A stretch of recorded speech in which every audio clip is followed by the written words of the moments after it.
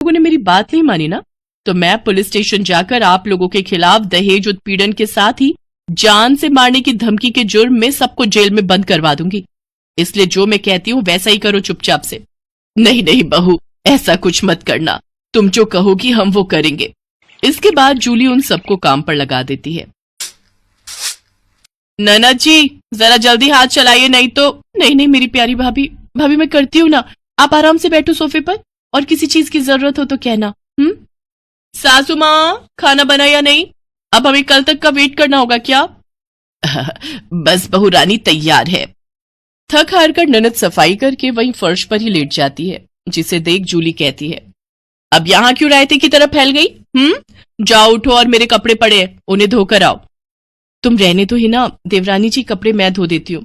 नहीं कोई जरूरत नहीं, मैंने कहा ना आज आपका छुट्टी का दिन है, आप कुछ नहीं करेंगी।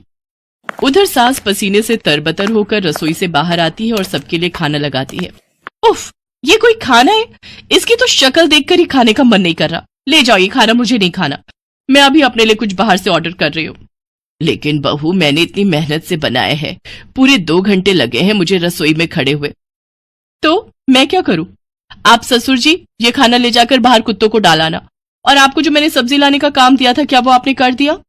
हाँ बहू, मैं बाजार से सब्जियां ले आया हूँ। Very good.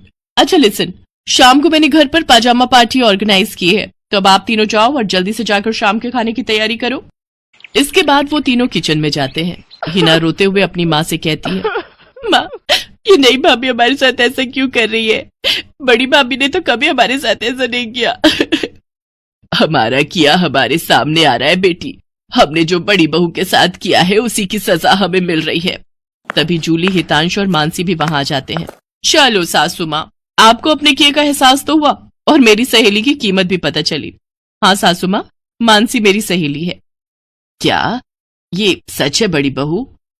हाँ सासू माँ, ये मेरी बचपन की सहेली है और आगे की पढ़ाई के लिए विदेश चली गई थी।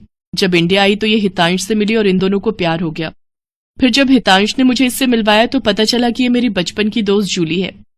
सॉरी माँ जी, मैं आपके साथ ये सब करना तो नहीं चाहती थी, लेकिन आपने जो मेरी सहेली के साथ किया उसी का बदला लेने के लिए मैंने ये सब किया। बड़ी बहू हमें माफ कर दे, तेरी तकलीफ को हम समझ ही नहीं पाए। इसके बाद सबने मानसी से माफी मांगी। मानसी ने सबको माफ कर दिया और इस तरह नई बहू का ससुराल में पहले दिन का प्लान पूरा हो गया।